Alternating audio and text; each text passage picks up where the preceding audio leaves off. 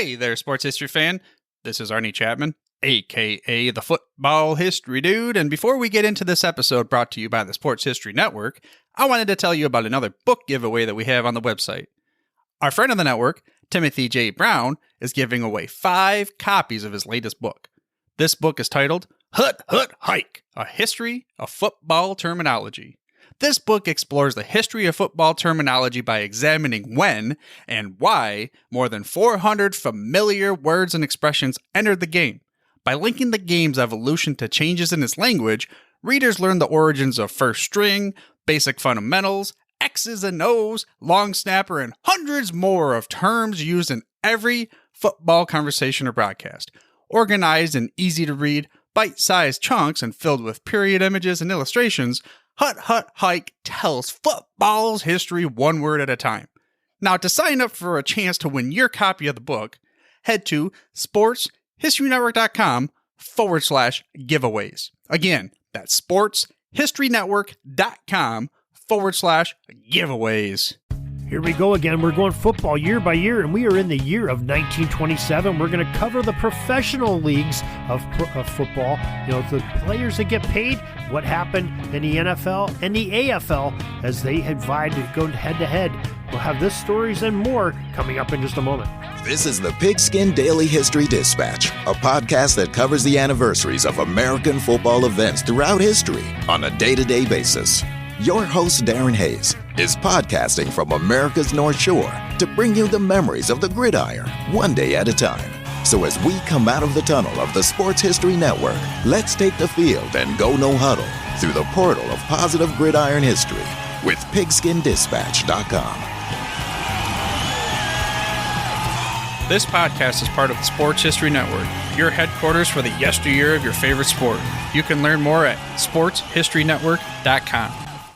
Hello, my football friends. This is Darren Hayes of Pigskin Dispatch. Welcome once again to the Pig Pen, your portal to positive football history. And welcome to Football History Rewind, part number 61, as we go through year by year through the annals of great American football history. From the beginning, we're going to take you up as far as we can here and talk about this great history.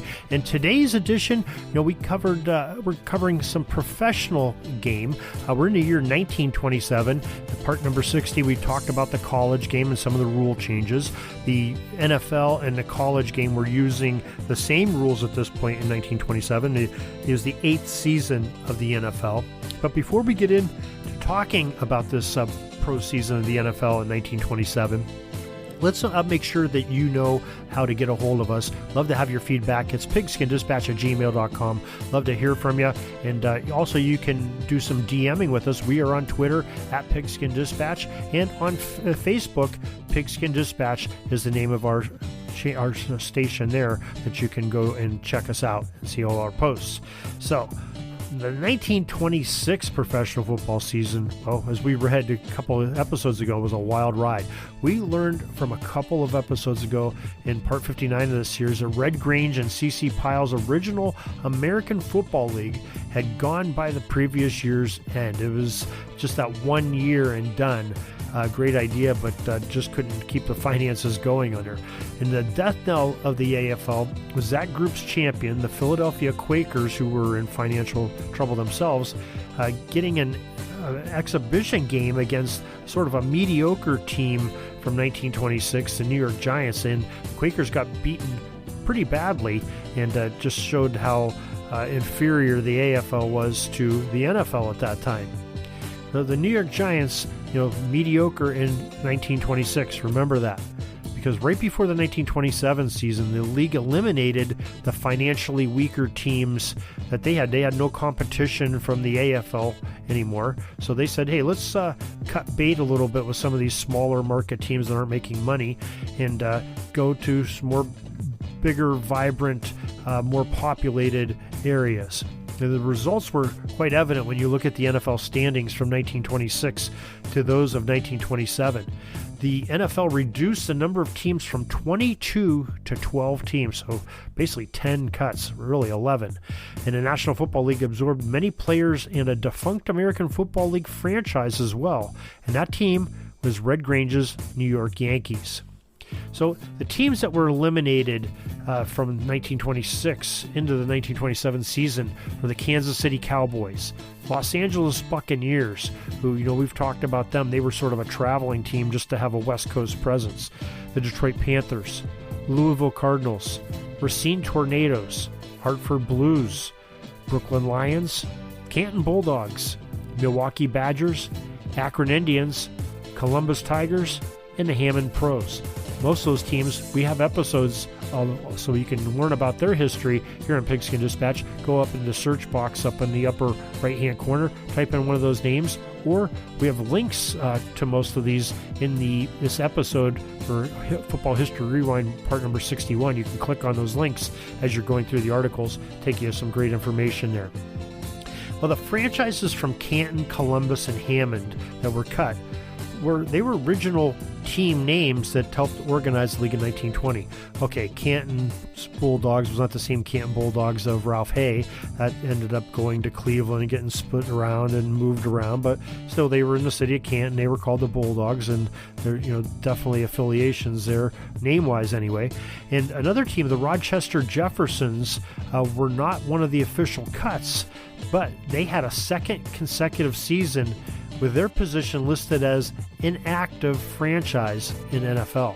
So they would come back, I believe, for one more season.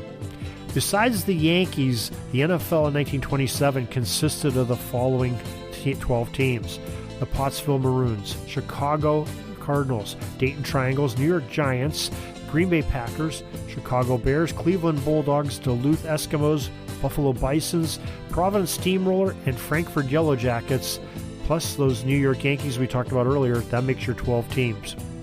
Also missing from the playing fields of the NFL in 1927 were the African American players.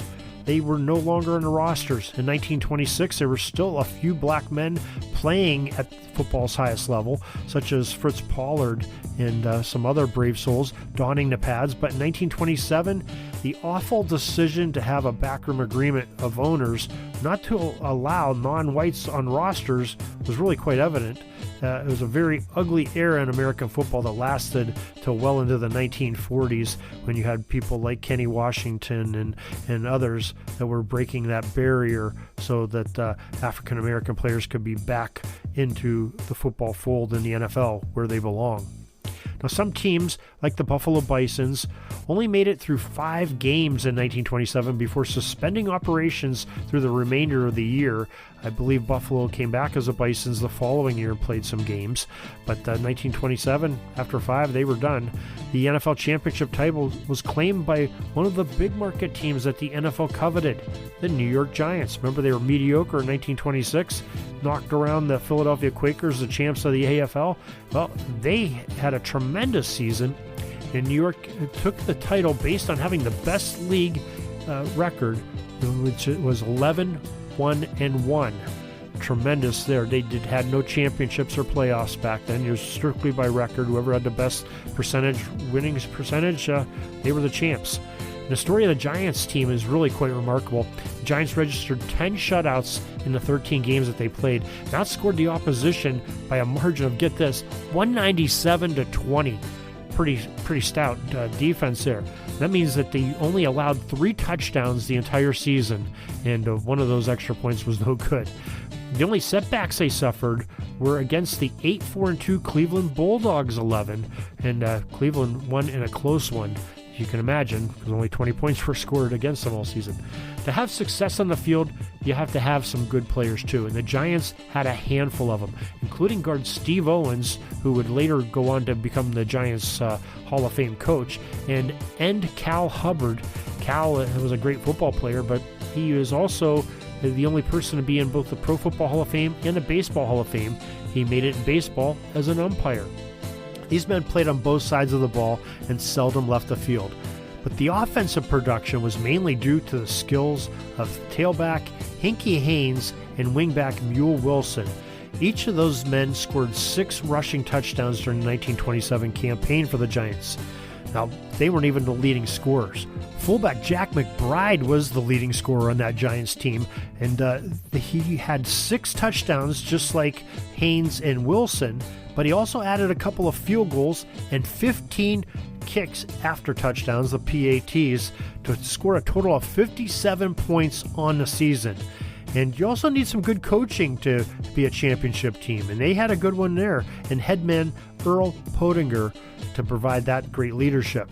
Now, some of the top players, in addition to the New York players that we already mentioned for the NFL, were many considered all-stars. Many of the different newspapers and organizations of the day would choose their own all-star teams and all-pro teams and whatever. But here's some of the ones that are common. Gus Sonnenberg of the Providence Steamroller, Ed Weir of the Frankfurt Yellow Jackets, Ernie Nevers of the Duluth Eskimos, Patty Driscoll of the Chicago Bears that year, and Cleveland Bulldogs standout quarterback Benny Friedman helped provide some great times in the city of Cleveland, showing that Cleveland could support a National Football League team, and some good things for teams to come out there after them. And, like the Rams and the Browns and, just some successes that they had. So that's pretty much it for the 1927 professional season. Really paved the way. And we'll learn what happens with the Giants 2 episodes from now in Football History Rewinds. Because we'll go back to the college game, cover 1928's college game next week. Here, probably at the end of the week, just like this one is, and we'll try to cover those each and every week and go back and forth here, covering year by year in football history. So hope you enjoyed this. Hope you'll join us again next time. And remember, get our newsletter, and you'll know exactly when those episodes are dropping. Also, you can go to your favorite podcast provider and subscribe. That's another great way to know when we will be released. Until next time, have a great Gridiron Day. We're taking a peek over at the chains and the down marker. It's 4th and long. We're going to have to punt the ball and get on out of here, but we'll have another series tomorrow for your football history headlines, so be sure to tune in. We invite you to check out our website, pigskindispatch.com, not only to see the daily football history, but to experience positive football with our many articles on the good people of the game, as well as our own football comic strip, Cleat Marks Comics. Pigskindispatch.com is also on social media outlets, Facebook, Twitter, Instagram, and don't forget the Pigskin Dispatch YouTube channel to get all of your positive football news and history. Special thanks to the talents of Mike and Gene Monroe, as well as Jason Neff for letting us use their music during our podcast. Pigskindispatch.com is a proud affiliate of the Sports History Network, the headquarters of sports yesteryear.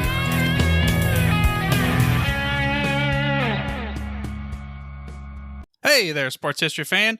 This is Arnie Chapman, a.k.a. the Football History Dude, and I hope that you enjoyed this recent episode presented by the Sports History Network and were able to learn some good old-fashioned sports history knowledge nuggets. I started the Sports History Network back in 2020 with the mission to help podcasters find a community of like-minded sports history nerds, as well as helping aspiring podcasters to start their own shows. We have a little bit over 30 shows on the network right now covering all sorts of sports history, but as far as I'm concerned, we're just at the toothpick in the ocean moment, that can't even figure it out because there's so much more coming. We wanted to create the ultimate headquarters for sports yesteryear, starting with Podcast Network and our website, but we're going to continue to move into other mediums as well. And here's the cool part, because we want you to be part of our team.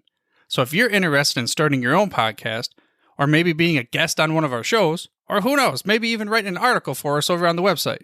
Seriously, all you gotta do is reach out to us on the contact page over at sportshistorynetwork.com. You can be as technologically savvy as a Neanderthal tapping on a stone trying to figure out this whole hieroglyphics thing back in the day. Again, it doesn't matter, because even if you don't understand the whole podcast space, we have a production team that can pretty much help you out with doing everything. All you gotta do, head over to sportshistorynetwork.com, head to the contact page, fill it out. That message goes right to me, and I'll reach out to you as soon as I can. But for now, dude, I'm through if you're through.